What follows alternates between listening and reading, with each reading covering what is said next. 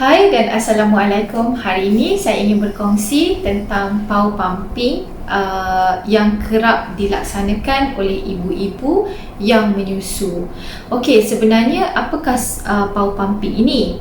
Power pumping ini adalah satu tindakan yang menyerupai bayi yang menyusu di ibu secara cluster feeding. Cluster feeding ini terjadi di kalangan bayi apabila mereka sedang mengalami pecutan pertumbuhan ataupun akselerasi pertumbuhan, di mana pada ketika ini bayi akan meningkatkan panjang tubuhnya dan juga lingkar kepalanya dan juga berat badannya jugalah. Jadi ia bukanlah satu tempoh yang panjang. Kerap kali ibu akan mengalami cluster feeding ini secara melalui proses penyusuan yang direct ataupun langsung, kira-kira selama 3 hari ke 5 hari. Paling lama pun ibu akan mengalami fasa cluster feeding ini selama 7 hari. Okey, bagaimana pula kita nak tahu anak kita sedang mengalami cluster feeding ataupun tidak? Ibu akan melihat sifat penyusuan tersebut dilakukan secara pendek tetapi kerap, seperti penyusuan yang dilakukan setiap sejam tetapi dalam tempoh yang lebih pendek daripada biasanya, seolah-olah seperti ibu yang tidak cukup susu.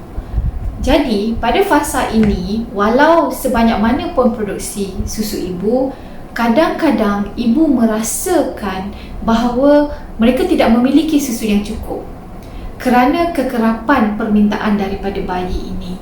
Jadi, ibu mulai resah dan mula memeriksa adakah susunya tidak cukup sehingga bayinya meminta lebih kerap. Tetapi sebenarnya, ia adalah satu proses yang natural ataupun semula jadi daripada sang bayi tadi kepada ibu dalam meningkatkan permintaan ataupun demand. Dalam masa yang sama, ia meningkatkan produksi susu kerana prinsip pertama di dalam penyusuan adalah demand dan supply.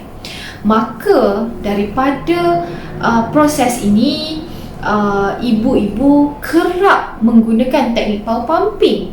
Cuba ibu lihat kembali. Dalam tempoh power pumping, ibu melakukan proses pemerahan susu menggunakan pump susu dalam tempoh yang lebih pendek, iaitu kira-kira 10 ke 20 minit. Kemudian ibu berhenti seketika dan kemudian memulakan kembali proses mengepam tersebut dalam satu tempoh lagi. Tempoh yang dilakukan bukanlah tempoh sepanjang yang biasa ibu lakukan ketika mengepam di tempat kerja. Ia tempoh yang lebih pendek. Namun ibu panjangkan masa sepenuhnya daripada mungkin 20-30 minit kepada tempoh keseluruhan mengepam kepada 1 jam. Jadi sebenarnya ia hampir sama dengan cluster feeding yang dilakukan oleh bayi ketika direct feeding dalam proses pecutan pertumbuhan ini. Kerap kali ibu-ibu yang melakukan power pumping ini menjadi satu tindakan ataupun refleks kepada ibu yang memberikan susu ibu secara exclusively pumping ataupun mengepam sepenuhnya untuk mengeluarkan susu ibu tanpa direct feeding. Jadi mereka tidak mendapat rangsangan cluster feeding daripada bayi secara natural. Maka mereka perlulah melakukan tindakan-tindakan seperti ini untuk meningkatkan produksi susu ibu dari semasa ke semasa. Jadi selalunya mereka melakukan ini sehinggalah ibu-ibu yang melakukan direct feeding dan mengepam di tempat kerja merasakan mereka juga perlu melakukan tindakan power pumping ini.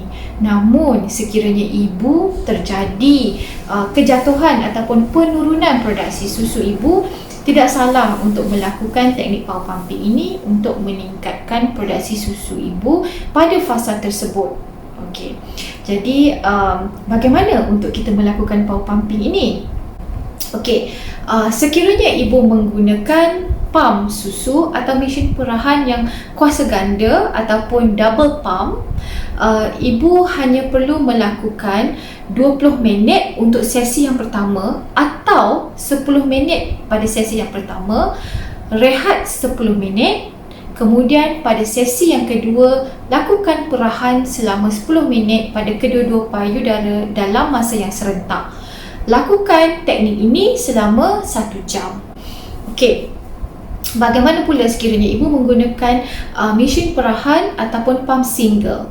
Sekiranya ibu menggunakan pump single, ibu perlu mengepam sebelah kiri 10 minit, sebelah kanan payudara 10 minit, diikuti dengan sebelah kiri berselang-seli sehingga dalam tempoh 60 minit. Kemudian selesailah power pumping yang dilakukan pada satu-satu fasa ini. Ibu boleh melakukan pada mana-mana masa yang ibu rasakan sesuai untuk ibu. Tidaklah perlu dihaskan pada jam-jam tertentu seperti bangun di kala dini hari jam 3 pagi semata-mata untuk melakukan power pumping.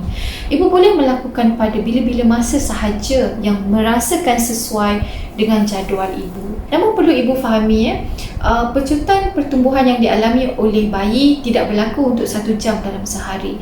Ia berlaku secara berterusan selama 2 ke 3 hari atau boleh berkelanjutan sehingga 7 hari.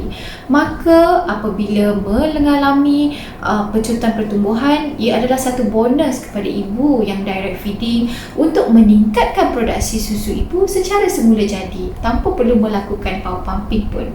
Saya harap perkongsian saya hari ini dapat membantu ibu untuk memahami lebih baik lagi tentang apakah itu power pumping dan bagaimanakah ia dapat membantu menaikkan produksi susu ibu dikala kurangnya ataupun susutnya stok ibu di rumah untuk fasa-fasa tertentu. Terima kasih.